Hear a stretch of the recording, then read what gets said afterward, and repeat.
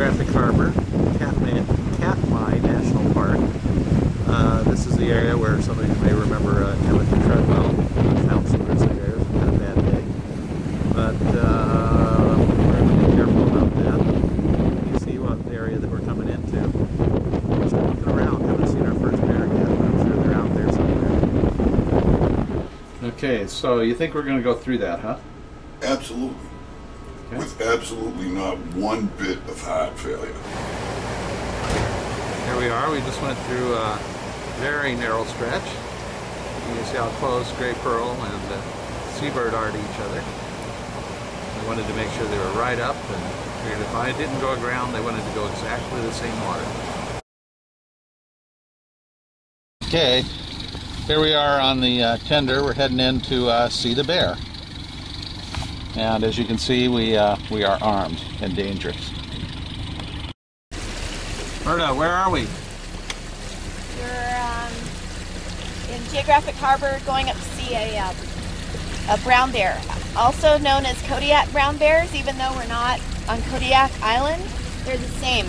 They just they can swim across the strait between Kodiak and Katmai Peninsula. So same breed. There's one on the beach. So we're going to go up and see how close we can get.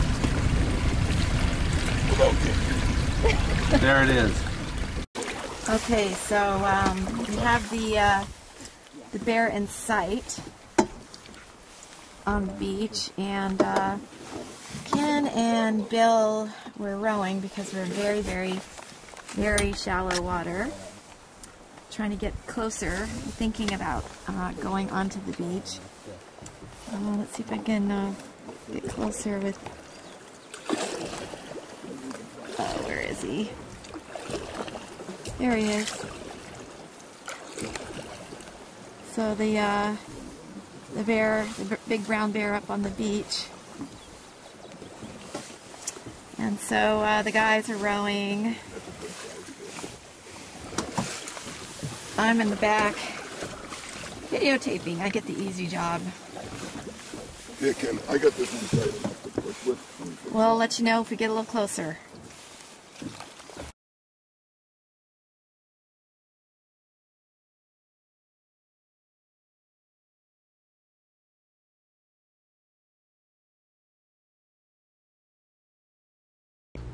See, lots of people have asked for video from inside Sans Souci's engine room. I'm trying to make a video, but it's not quite so easy. There's a lot of things in here, and it's a very tight place and hard to photograph. But let me start with on the port side, and you see a series of valves. These are for selecting fuel. I can decide where to take fuel from any given tank, where to return fuel after it's been used, and also transfer fuel from tank to tank. Over on the port left side, or sorry, on the port side, you can barely see, tucked back in there, the stabilizer. Actually, it's down here. Here on the port side, you can see the stabilizer, which is the fin that comes through the side of the boat for stabilizing. Against the wall, there's fuel tanks.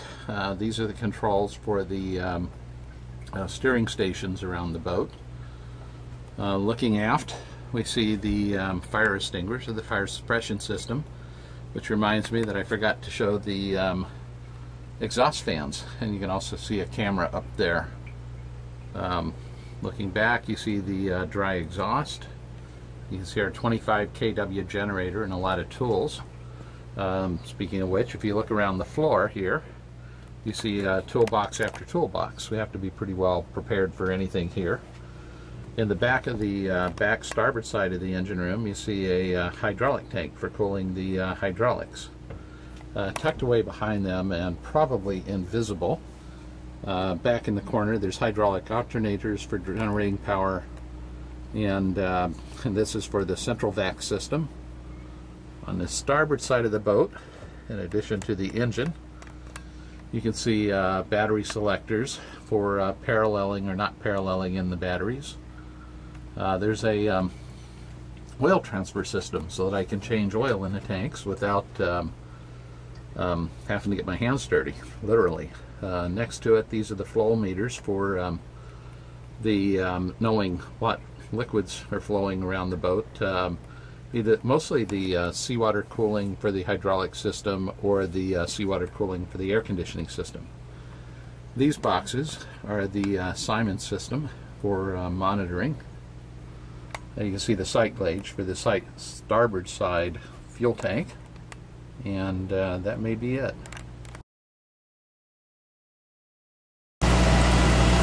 Well, on Sans Souci, the engine room is actually scattered 3 different places.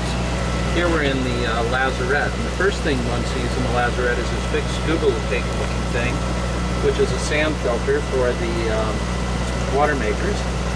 We also see our 20 kW generator, the diesel furnace, the cupola. Back tucked into the corners are the air conditioning units, 2 water makers. These are the 4 inverters. We actually have 14 kW of inverter capacity. The entire port side is taken up pretty much by what we call the Atlas International Shore Power System. These gauges that you see, these are part of my Simon system, and I use them to keep track of the power. You can hear the generator going, and you can see that it's measuring the power now. Some scuba tanks. Oh, I forgot. We have a dive compressor, and we have batteries that are tucked away in there. And then way back in the corner, there's, I guess it's not really visible, there's the shore power cord system, the Glendinning, where I can bring the shore powers on board, shore power cables on board.